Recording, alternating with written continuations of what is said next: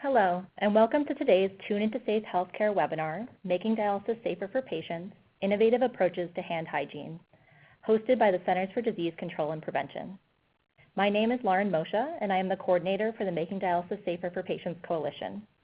This webinar is part of a series of infection control-related webinars that CDC hosts along with a variety of external partners and experts. We thank you for tuning in today. Before we get started, we have the following disclaimers to show.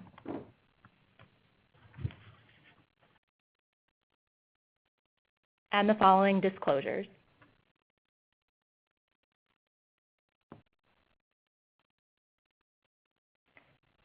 This webinar is accredited for physicians, nurses, pharmacists, dialysis technicians, certified health educators, public health professionals, and other health professionals.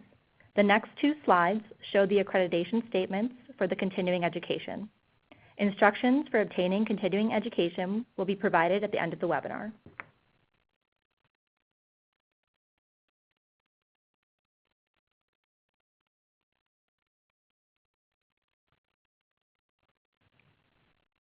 I would now like to introduce our speakers for today. Our first speaker is Janet Glowitz. Janet is an infection preventionist with the Hospital Infection Prevention Team in the Prevention and Response Branch of the Division of Healthcare Quality Promotion at CDC. Janet has directed infection prevention programs in the community setting, at community-based hospitals, and at an academic medical center. She currently serves as CDC's subject matter expert for hand hygiene and healthcare settings. Our next speaker, Maureen Spencer, has been an infection preventionist for over 40 years and is board certified in infection control. In 2012, she was selected as one of the who's who of infection prevention, and in 2017, she was recognized as a fellow of the Association for Professionals in Infection Control and Epidemiology for her advanced practice in infection prevention and being a leader within the field. She was previously the corporate director of infection prevention for Universal Health Services, infection control manager at New England Baptist Hospital, and director of an infection control unit at Mass General Hospital. Our next speaker is Robin Wright. Robin has over 30 years of professional experience as a nurse. Currently, she is a nurse educator consultant and also works part-time in ambulatory medicine at Stewart St. Elizabeth's Medical Center in Boston, Massachusetts. She holds a master's degree in nursing from Regis College. She has extensive experience in the care of hemodialysis patients and infection prevention, and her true passion is education, and Robin welcomes this unique opportunity to share her experiences. Our discussant today is Dr. Brad Warady. Dr. Warady is a professor of pediatrics at the University of Missouri Kansas City School of Medicine, director of the Division of Nephrology and Dialysis and Transplantation at Children's Mercy Kansas City. Dr. Warady serves as co-principal investigator of the NIH-funded Chronic Kidney Disease in Children Study and the International Pediatric Dialysis Network. He is one of the lead faculty of the Multi-Center SCOPE Collaborative, an initiative focused on infection prevention in pediatric dialysis, and he is a nephrologist transforming dialysis safety initiative committee member. He also served as chair of the work group which developed the ISPD Pediatric Peritonitis Guidelines, and he is the senior editor of the books Pediatric Dialysis and Pediatric Dialysis Case Studies. I would now like to turn it over to Janet to begin our presentation for the day. Good afternoon or good morning, depending on where you are. Thank you so much for joining us to talk about hand hygiene. Hand hygiene is a universal challenge in healthcare, regardless of the setting that you work in. And I'm going to be covering just a couple of objectives. First of all, I'll talk about some myths and misperception about hand hygiene in the dialysis setting and explore the CDC hand hygiene resources that have been designed to address gaps in adherence. So I want, first of all, to just really think about the concept of hand hygiene. And there would be little disagreement that hand hygiene is critically important in all patient populations in all settings. And I just want to get us all on the same page and point out that when we talk about hand hygiene, we're talking about a broad concept that includes hand washing and hand sanitizing. When we say hand hygiene, we mean either hand washing or hand sanitizing are acceptable. When we say hand sanitizing, we're talking specifically about the use of alcohol-based hand sanitizer. This concept also includes the use of gloves, the condition of the skin and fingernails, and wearing jewelry. So the first myth that I'd like to talk about are that brief interactions with the patient or the dialysis machine won't contaminate hands. In fact, brief interactions with the equipment and the patient may contaminate your hands. In a study that was done last year and published in the Journal of Critical Care Medicine, researchers cultured the hands of healthcare personnel after they had brief care episodes with patients that were infected or colonized with Acinetobacter. They found that after brief interactions, 30% of the healthcare personnel had contaminated hands. Hand contamination was not associated with patient-level variables like acuity of the patient, but it was associated with care activities. So when we think about MRSA hand contamination, we need to recognize that brief interactions can contaminate hands, and to translate this to the dialysis setting, we might think about touching the dialysis chair, interacting with the dialysis machine, or performing a catheter dressing. We also should consider that cutting corners by improper use of gloves, such as wrapping the gloves around the fingers or reusing gloves, or being less than careful when removing gloves can easily result in hand contamination. This misperception may be why some healthcare personnel perform hand hygiene less than half the time they should. The next misperception I'd like to talk about relates to the use of alcohol-based hand sanitizer. Many healthcare personnel think that hand sanitizer is damaging to the skin, and the fact is that alcohol-based hand sanitizer is less drying than using soap and water. You can see on the graphic there the tiny layer of skin, the stratum corneum, is the outermost layer of the skin and is a continuous barrier that provides the human body with protection against pathogens and chemicals in the environment. The cells within this barrier are like bricks that are held in place by water retaining mortar, which are fat. Washing hands with soap and water removes the fat. Skin can also be damaged by drying hands with paper towels. Think of how your nose feels when you have a cold. It becomes red and irritated from wiping it with tissues. When the stratum corneum is disrupted, hands feel dry and skin can become cracked. When alcohol-based hand sanitizer is applied to damaged skin, it may sting. And healthcare personnel might think that the stinging is the result of using alcohol, but actually it may be the result of using soap and water. This can become a vicious cycle, and as healthcare workers increase the use of soap and water, they also increase the incidence of occupational irritant contact dermatitis. You can avoid irritant contact dermatitis by using alcohol-based hand sanitizer in most clinical situations. Wash your hands when it's truly indicated, when they are visibly soiled, before eating, and after using the restroom. When you wash your hands, use tepid or cool water, not hot. Dry them gently and apply approved lotions. Healthcare personnel should not resort to lotions brought from home, as these may become contaminated and may not be compatible with products used in the facility. Also, scented soaps and lotions are one of the most common causes of allergic contact dermatitis. The hand hygiene products provided by your facility may help you protect the skin on your hands. Another myth or misperception is that soap and water is more effective than alcohol-based hand sanitizer. And the fact is that alcohol-based hand sanitizer kills more germs than soap and water remove, except in certain instances like C. difficile. But the effectiveness of either method depends on correct use. Alcohol-based hand sanitizer is very effective against multi-drug resistant organisms like MRSA or VRE. And it is important, like I said, to wash or use alcohol-based hand sanitizer correctly. Hand washing is more than just a rinse. Hands should be scrubbed for a minimum of 15 seconds when washing. And when you use alcohol-based hand sanitizer, your hands should stay wet for a minimum of 15 to 20 seconds when rubbing. Healthcare personnel are more likely to use products that are pleasant to use and that feel good on the hands. Therefore, it's important that facilities listen and act on feedback from personnel about the product. Now I'd like to feature some of the materials on the Clean Hands Count website.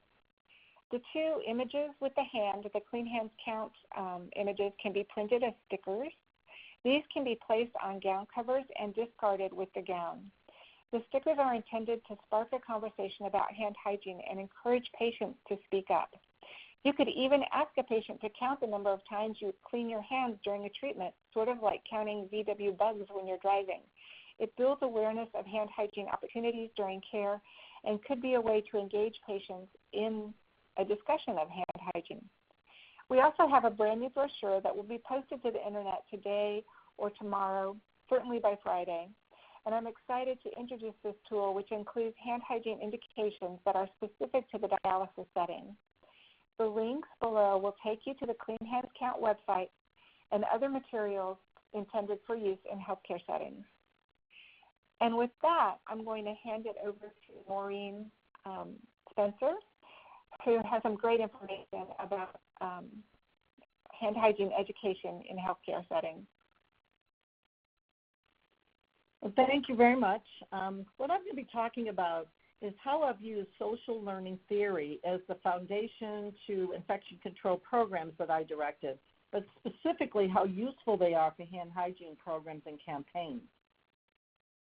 So social learning theory focuses on the learning that occurs within a social context, and it considers that people learn from one another, including such concepts as observational learning, imitation, and modeling. Some of the general principles of social learning theory include that we learn by observing the behavior of others and then the outcomes of those behaviors. We learn through observation alone. However, sometimes that observational learning may not result in behavior change. Cognition, education, and knowledge plays a role in learning, and our awareness and expectations of future reinforcements or even punishments can have a major effect on the behaviors that people exhibit. So two of the theorists that I have worked with that are involved with social learning theory are Dr. Albert Bandura, who is from Stanford University in California, and B.F. Skinner, who is from Harvard University in Massachusetts.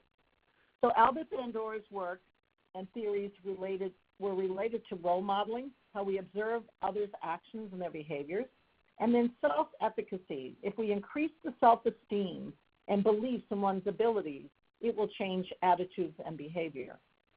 And B.F. Skinnerian theory, as it's been called, included his work with reinforcement and consistent feedback. Also contracting, whether it's verbal or written contracts, and reciprocity, the concept that I'll give you something if you give me something in return. And the four principles of social learning theory from Dr. Bandura include, first, we need to get attention. We cannot learn if we're not focused on the task. And so we all know with hand hygiene, that's often what we hear, is that they're too busy and not focused on the task, that they have to do a hand hygiene between all those moments. If we see something as being novel or different in some ways, we may be more likely to focus on it. And we sometimes see this with these new electronic hand hygiene gadgets and systems, that may be a way that it's kind of a novel approach to hand hygiene. We also have to look at social contexts that help to reinforce their perceptions of the importance of hand hygiene. Retention is how we learn by internalizing information in our memory. We then will recall that information later when we're required to respond to a situation that is similar to the situation when we first learned the information. Reproduction is when we are going to reproduce previously learned information as a behavior, skills, or knowledge when required. However, practice through mental and physical rehearsal often improves our responses. And then motivation. We need to be motivated to do anything. Often that motivation originates from our observation of someone else being rewarded or punished for something they have said or done. So let's first look at role modeling, Dr. Bandura's theory, which he stated that people learn behaviors or their emotional reactions and attitudes from role models whom they wish to emulate. He stated that most human behavior is learned observationally through modeling. From observing others, one forms an idea of how new behaviors are performed. And on later occasions, this coded information serves as a guide for action. So people in the environment often reinforce modeling the behavior of others, especially those they respect and admire. He suggested that the environment also plays a role by reinforcing modeling. The observer is reinforced by the role model. The observer is then reinforced by a third person. The imitated behavior itself leads to reinforcing consequences. The consequences of the model's behavior affect the observer's behavior vicariously, and this is known as vicarious reinforcement. The model is reinforced for response, and then the observer shows an increase in that same response. So he's known for this classic experiment called Bobo the doll, where preschool children watched a film in which the adult pummeled and kicked and threw and hammered this 3.5-foot tall inflatable Bobo the clown doll. A third of the children watched a film that ended with the adult aggressor being rewarded. A third of them watched a film where the adult aggressor was being punished. And then a third of them saw no consequence in the version of the film for this aggressive behavior. And the results showed that if the behavior was rewarded or inconsequential aggression, these children were more likely to beat up Bobo the doll. So the results show that whether or not the children acted aggressively depended on their observations of another person's experience with reward and punishment, and not on their own personal experiences to not be aggressive. He also came up with the theory of self-efficacy, which he believed that this determines how people feel, think, and motivate themselves and then behave and have confidence. People's beliefs about their capabilities to produce designated levels of performance will exercise their influence over other events that affect their lives. And this is kind of based on that concept we often hear that, quote, we create our reality by our beliefs and then by our actions. So with self-efficacy models, there's performance accomplishments based on often past experiences, vicarious experience where we model other people's behavior, social persuasion where we undergo coaching and evaluative feedback, and then physiological and emotional states. And all of these influence self-efficacy judgments that then go on to influence behavior and performance. So what Bandura found is that people with self-efficacy and high levels of self-esteem foster intrinsic interest and get very deeply engrossed in their activities. They develop challenging goals and maintain strong commitments to them. They heighten and sustain their efforts even in the face of failure. They quickly recover their sense of efficacy after these failures or setbacks. They attribute failure to insufficient effort or deficient knowledge and skills, which are acquirable. They approach threatening situations with assurance that they can exercise control over them, and they have an efficacious outlook that produces personal accomplishments, reduces stress, and lowers vulnerability to depression. So B.F. Skinner worked with reinforcement, operative conditioning, and another one called reciprocity, based upon the idea that learning is a function of change in overt behavior, was the concept of Dr. Bandura's theory. And also that changes in behavior are the result of an individual's response to events, what he called the stimuli, that occur in the environment. So feedback and reinforcement, he looked at both the fixed or variable effects of reinforcement. If you do something every single week, send out the same email or put up the same posters, after a while people will actually not see those. And so he found actually more strength in variability and changing the themes in order to catch people's attention when you're doing reinforced education. Now, operative conditioning was based on positive reinforcement, negative reinforcement, positive punishment and negative punishment versus positive reinforcement and negative reinforcement, and the concept of reciprocity. Now, reciprocity dates way back in time to the time of Hammurabi's Code, which was a collection of 282 laws and standards that listed crimes and their various punishments, as well as guidelines for citizens' conduct. Reciprocity is a very strong determining factor of human behavior and is a powerful method for gaining one's compliance with the request. So in social psychology, reciprocity is a social norm of responding to a positive action with another positive action or rewarding kind action. And this can make it possible to build continuing relationships and exchanges among people.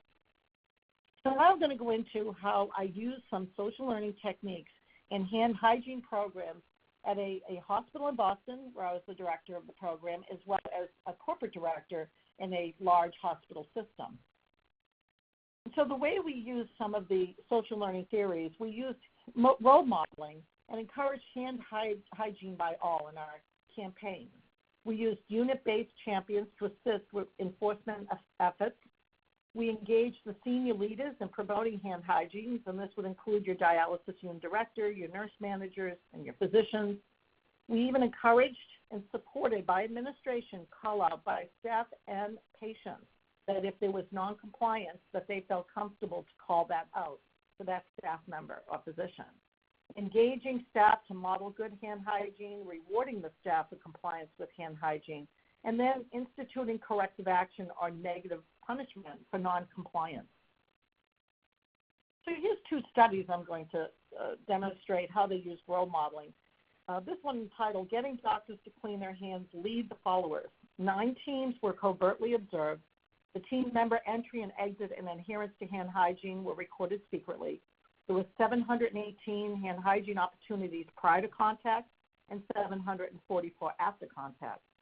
They found if the first person entering the patient encounter performed hand hygiene, the mean compliance of other team members was 64%. It was only 45% if the first person failed to perform hand hygiene. But when the attending physician performed hand hygiene upon entering the patient encounter, the mean compliance was 66%, but only 42% if the physician did not perform that hand hygiene. The second paper, entitled Hand Hygiene Adherence, is influenced by behavior role models, observed and recorded hand hygiene adherence of fellows and nurse orientees and the respective supervising physician or nurse preceptor during patient care. Subsequently, they paired the same fellows and nurse orientees with a different supervisor who maintained very strict hand hygiene adherence, and again noted hand hygiene adherence. Hand hygiene adherence by fellows and nurse orientees at baseline was only 22% of 200 opportunities, and it improved to 56% out of 344 observations as a result of role modeling. The control senior practitioner's hand hygiene rate was only 20% of 180, compared with the study's senior practitioner's adherence of 94% out of 187 opportunities.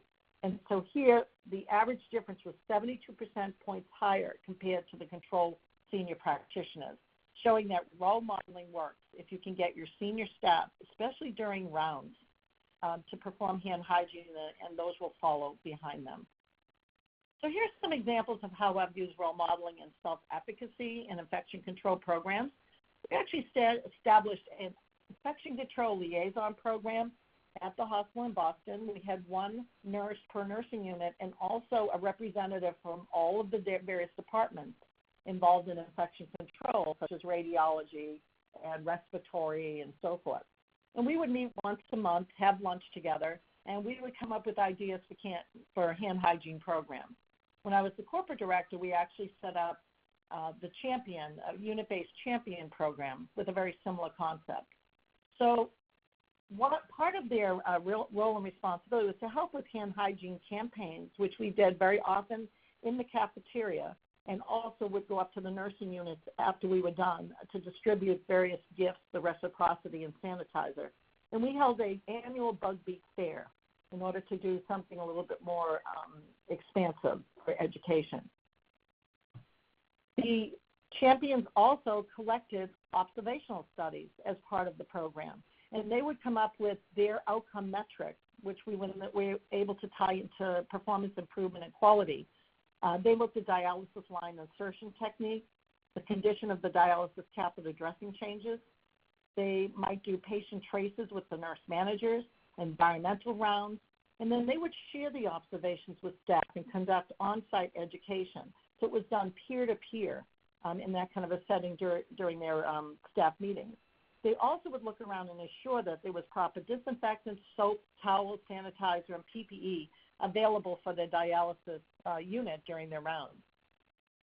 So here are some different kinds of bulletin boards that some of our champions put together, but they participated in educational activities, hand hygiene observations. They even did precaution cart observations and direct care observations of isolation.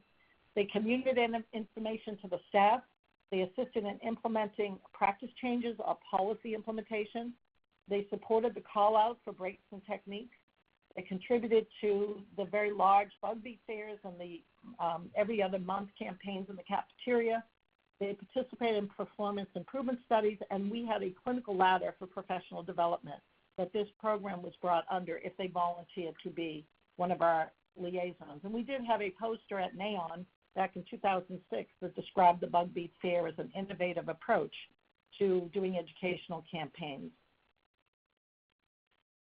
So most of these examples that I'm going to show you in the next few slides are detailed on a website that I created, an educational website called Creative Hand Hygiene. And we didn't actually copyright any of the materials so that we could share it with you. If any of these themes or campaigns pique your interest, please feel free to use those with your staff. So the first one we had was engaging our staff with Got soap. And we used shaving cream and a medical photographer and took posters and pictures of OR nurses, surgeons, administration, and we put these all over the hospitals, and then we made them screensavers. So that was a big hit that everybody really enjoyed, the various role modeling of their senior staff to support hand hygiene and hand washing. We also had some creative themes, education campaigns that were reinforced. So we used the glow germ box, and this is where you're, with retention and memory of them actually seeing how these organisms could potentially get on their hands, you can use glow germ. Creative educational posters that were both for the staff and the visitors and the patients. And then we used to have these little germs that we would go around and put them around the sanitizers that would just catch their attention as these sanitizers sat on the nurses' stations. And we used various little products from Oriental Trading that a lot of teachers use this website for their educational materials. And these are just to give you an idea of some of the other themes that we came up with. We kind of put these around the holidays, and we would sit and brainstorm and come up with words, and then we would try to find an acronym and use that as our theme. And then we'd go on Oriental Trading to see if we could get any type of little, stuffed animals or finger puppets and so forth, and tie those to bottles of sanitizer and give those out as the Reciprocity. And that was a really big hit. Everybody loves to get those cute little things to bring back to their children or put them at their desk. So here's just some examples of what these programs might look like. The big bug beat affair is the first one up on the left and the bottom one on the left. And then you can see over in the upper right, that was what our cafeteria displays looked like. And in the middle shows one of our surgeons stuffing his pockets with some of these stuffed animals for his children. So I want to thank you for letting me present on some of those creative hand hygiene programs. And now I'm going to turn it over to Robin Wright, who's going to share with you also some of her very unique and wonderful structure she had to hand hygiene programs in the dialysis setting.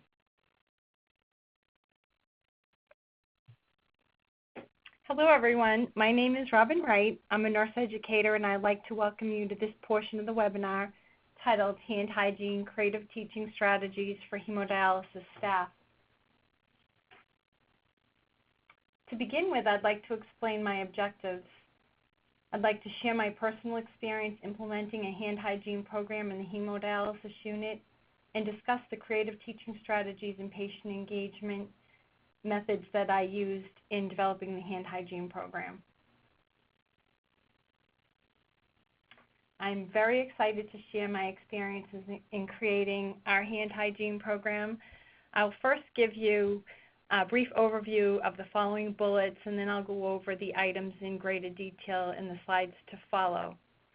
So just to begin with, I developed a hand hygiene proposal which included a charter, and I presented this to key stakeholders.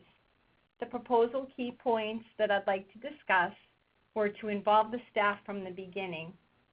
We did this with a kickoff letter out to the staff, announcing a hand hygiene survey that I created.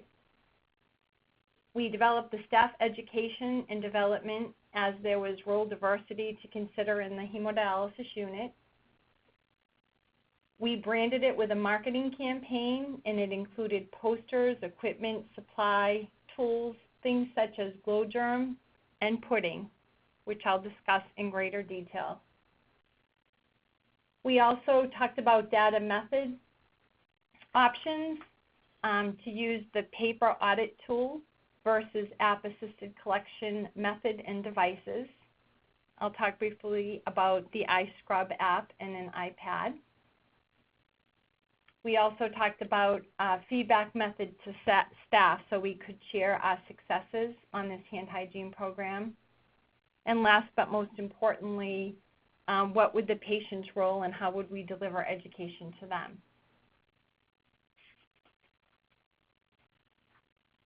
So this is just a glimpse of the hand hygiene charter. It was really my starting point. It organized the plan for the project. The charter is outlined with key points, timelines, resources, stakeholders, and of course expected outcomes. This was presented as part of my proposal to the leadership team. Once I had their buy-in, I was set to go. Included in the proposal was a staff announcement. There's a screenshot of the copy of it here on the left side of the screen. It was the first thing that we did.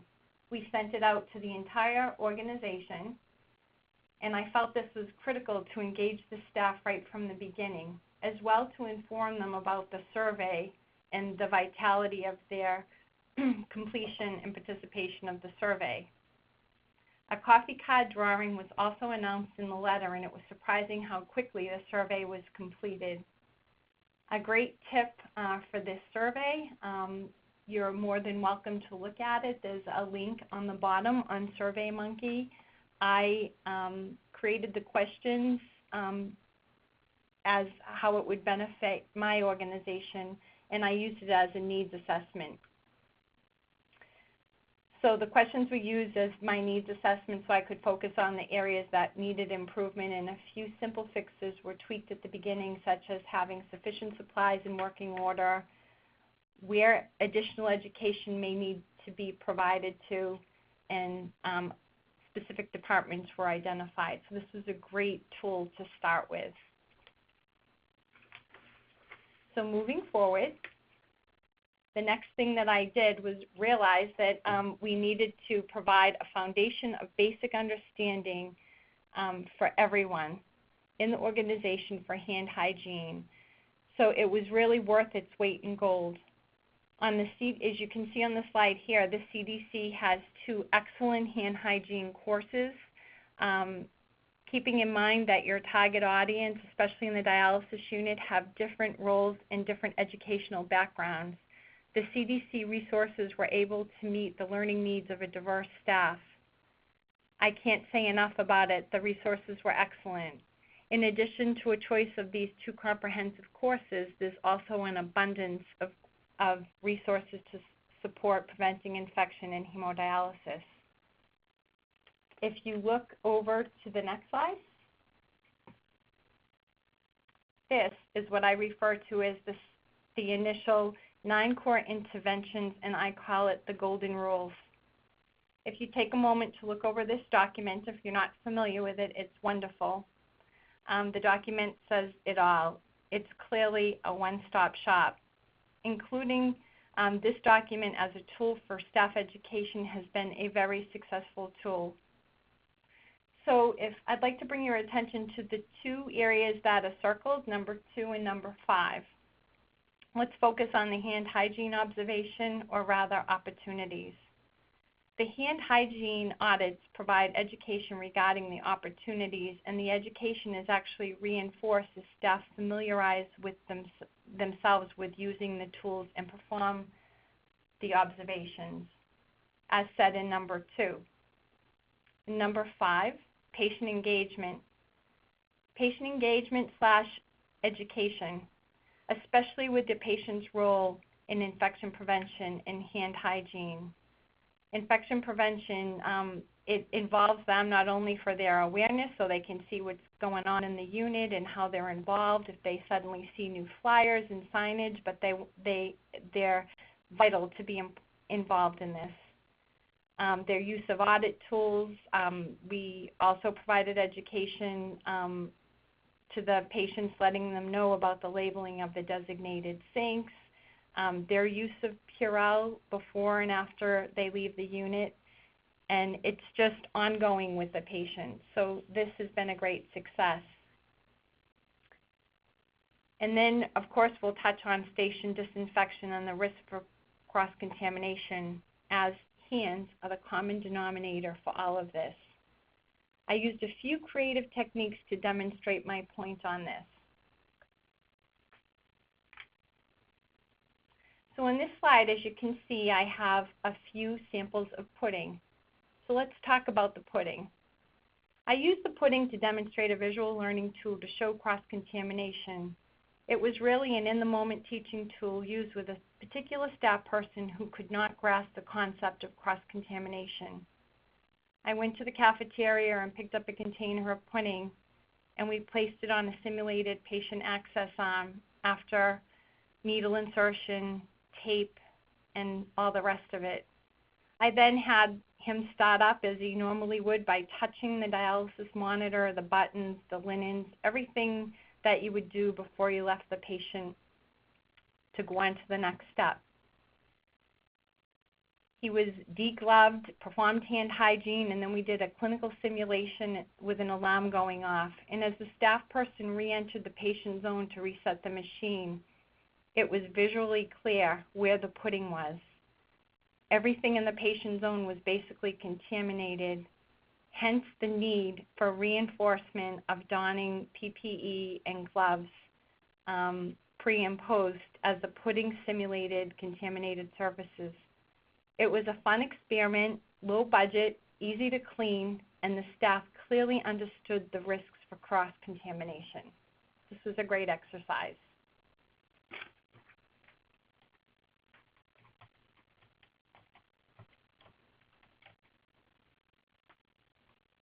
Okay, let's talk about glow germ. This was a lot of fun too, and you can see I call this education bait. It's an amazing technique to engage staff because everyone wants to see how well they can perform hand hygiene.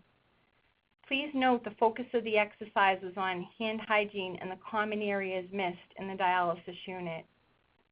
Staff was able to see the risks for the rationale for dry skin, rings, cuticles, artificial nails, and the areas frequently missed, such as the thumbs, the back of the hands, in between fingers, etc. So these are pictures actually done in the unit, and as I said, everyone was excited to participate. After this exercise, we were able to take it a step further and place glow powder and the lotion on multiple risky areas in the dialysis setting. It was truly a win-win using the glow germ powder and the lotion. We placed it everywhere on the equipment surfaces, the knobs, the computer keyboards, cell phones, water boxes, tables, handles, curtains, and on and on. The light was used to show the germs after cleaning. Pictured here, you can see the front of the machine to the left of the blood pump, a water box, a dialysis machine screen, an overbed table, a simulated patient arm after cannulation, and the stethoscope that we use. So for the staff to participate in this from the beginning in a controlled setting really was very beneficial to our unit with compliance. So just to give you a brief overview of what we've covered so far, what I may have missed, the hand hygiene techniques and education were provided in a variety of ways to meet the variety of learning needs in our dialysis unit. We posted visual aids, educated the patient and caregiver, made the resources available, and included the entire team. It was also presented in a way to make it fun and non-punitive. I found the staff to be more engaged when the education was provided in the dialysis simulation setting.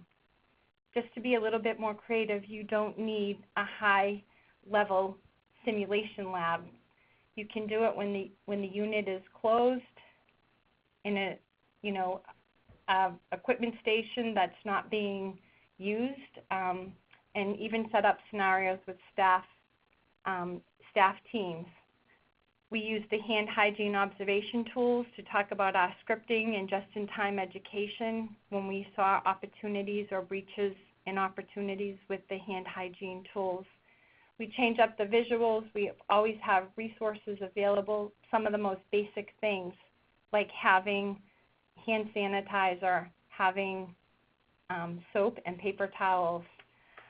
We had supplies at the patient scales and signage when everybody comes in, just to remind everyone. And we shared the results with the audits, and this helped us make it a non-punitive part of our culture. You can go to the next slide. So this is just a screenshot of some of the great tools that are available online, which we've used at our unit. There's so much there and so much more to come.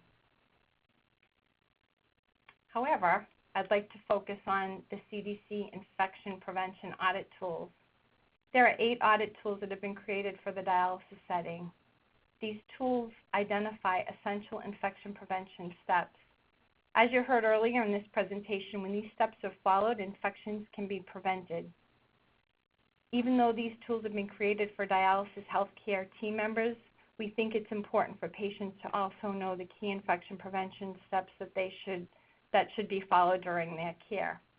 I'd like to focus on the hand hygiene audit tool. You can see on this document that there are listed opportunities when hand hygiene should be performed with examples. This is why it's great while the staff is involved with doing the observation and actually using these tools, because it reinforces the learning. Keep in mind that donning or putting on gloves does not replace hand hygiene. This was really stressed continuously in my unit. For many hand hygiene opportunities, you should see the hand hygiene performed prior to gloves being put on by staff members. For the sake of time, I won't list all of the examples, but some opportunities when hand hygiene should be performed include prior to entering the station to provide patient care, prior to contact with a vascular access site, prior to cannulating or accessing a catheter, after performing wound care or dressing changes, after removing gloves, and after touching chairside computers for charting. We'll go on to the next. So now we'll talk about paper versus app-assisted data collection. It's important to note, I have 2 examples here. On the left is the actual audit tool for the hand hygiene opportunities, and over to the right is the iScrub Lite. But it's important to note that although the paper tool is created specifically for dialysis, we wanted to explore the app-assisted format.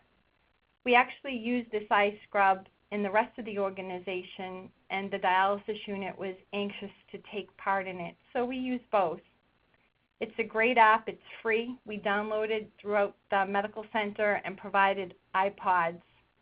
Although it's not designed to be in the dialysis unit, we tried it, and again, that's another what I think of as an educational bait tool.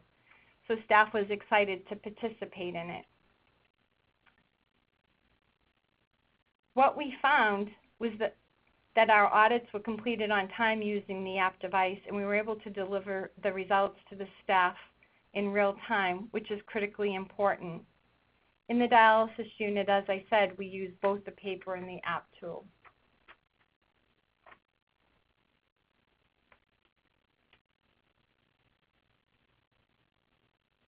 As I begin to wrap up, I always like to leave a talk with a few questions to think about.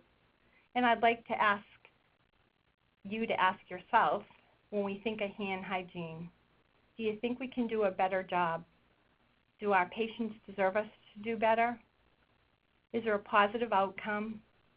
And can we identify an opportunity to educate staff, patients, and stakeholders about the critical importance of performing hand hygiene in the dialysis unit? Is there evidence to support this? And just take a moment to think about those questions before we go to the final slide.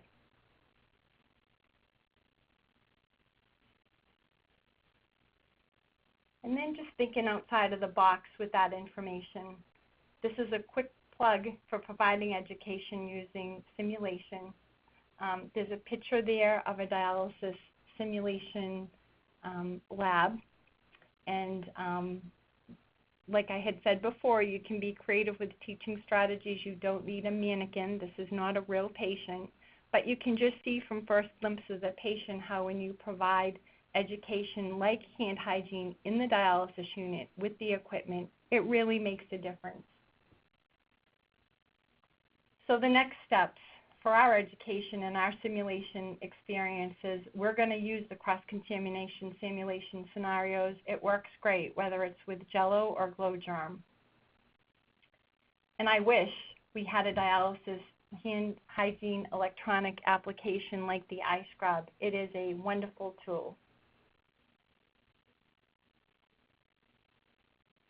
And just to wrap up, it's been my pleasure sharing my experiences with you, and thank you for your attention.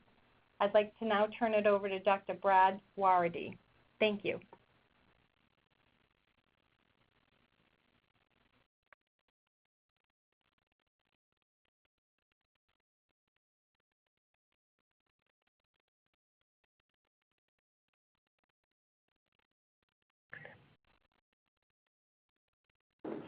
Dr. Warady, are you there? Oh, here I am. Sorry, I was on mute. Again, I want to thank you for the opportunity to share a few thoughts from the perspective of a medical director of dialysis. It's easy for me to share my thoughts because it's very much in line with my own philosophy with respect to infection prevention. I think we've heard that hand hygiene is an exceedingly important approach to help prevent infection. And all of us are in the healthcare business, have a mission to optimize the health maintenance of our patients.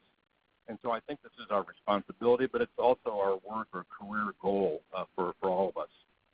So what's imperative now is to define strategies to achieve that goal. I think we all recognize that hand hygiene needs to be a priority. It's a team sport, and so the team has to be on the same page. It's not just the medical director. The medical director clearly needs to make it a priority, but I think it's the other physicians, the nurses, the technicians, and as we've heard, even the patients and the families need to be passionately involved in hand hygiene as a means to decrease the risk of infection. And when we're doing this, it's important, again, as you've heard, to provide education. We need to provide education to all of our colleagues, as well as to the patients and families, about what we're asking them to do and why it is so important. We have to provide this information in a health literate approach, and I think it's imperative that we repeat the information because there is staff turnover, and so we need to keep it top of mind for everybody involved in the dialysis program. And then finally, I loved hearing about the social learning theory. You know, if we talk the talk, we have to walk the walk. And so no doubt the medical directors need to serve as role models, but it's not only the medical directors, it's the other physicians in the program, the dialysis leadership, and even our colleagues. We all have to be role models for one another. We have to audit our behaviors. We have to address any deficiencies that we find. And then maybe most importantly, we have to celebrate our success. Because the success we have in the initiative of hand hygiene will lead to the saving of our patients' lives. And that is, again, most important for all of us. So thank you very much for your attention, and I will now pass the torch. Lauren? Thank you, Dr. Warady, and thank you to all our presenters for your insight today. So we do have a few minutes to take questions at the end of this webinar. So our first question is for Janet. Janet, you mentioned briefly the importance of nail length when considering hand hygiene. Can you elaborate on the nails and length of and speak to items such as polished or fake nails? So we know that the area around the fingernails and area beneath the fingernails can really harbor bacteria and other organisms. Artificial nails have been associated with colonization of the hands with fungi, and so they are usually not allowed. And then we want to have nails that are natural and that are a quarter inch long. So one way to tell if your nail length is appropriate, if you put your hand with your palm facing you, if you can see your fingernails, they are too long, and so they should not be visible when you are looking at the palm of your hand. Does that address that question? Yes, thank you, Janet. And I think we got another question throughout the webinar about using lotion, and I know you mentioned that, but do you want to reiterate? Someone asked, can I use lotion after I wash my hands to prevent from drying? That is absolutely acceptable. The one thing that I would caution is to make sure that you are using facility-provided lotion. And it can be a really good practice to find a couple of times during the day when you have time to apply the lotion. So applying it as you come on to a shift, applying it anytime after you wash your hands after using the restroom, but trying to find at least 2 times a day to apply lotion. It can really help prevent your hands from drying. So yes, it is absolutely acceptable to use lotion after washing your hands. Thank you, Janet. So the next question I will address to Maureen or Janet. Do you have any suggestions for how providers can make patients feel comfortable speaking up and asking staff if they have cleaned their hands? Yeah, I can just address that quickly. What we did up in Boston, we bought these little finger puppets. On that Oriental trading, they were called monsters. And we bought a couple of thousand of those. And as they came through pre-admission testing, and they were given their bottle of, CHG for their showers, they were given a brochure that we had developed on hand hygiene, directed to a patient level understanding. And we had the little puppet, and we said, if you want, you can bring this in with you. And if you see somebody not sanitizing their hands, just take the puppet out. And the staff had been informed about this.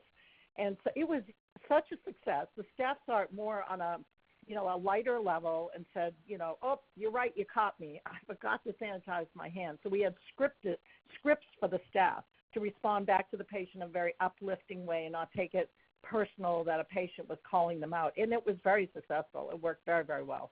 So we did that campaign the first year to roll it all out and really kind of get that point across to the staff that the patients also should be engaged in not only their own hand hygiene. So we gave them all a package when they were admitted to the hospital, a package of hand hygiene wipes on their food tray.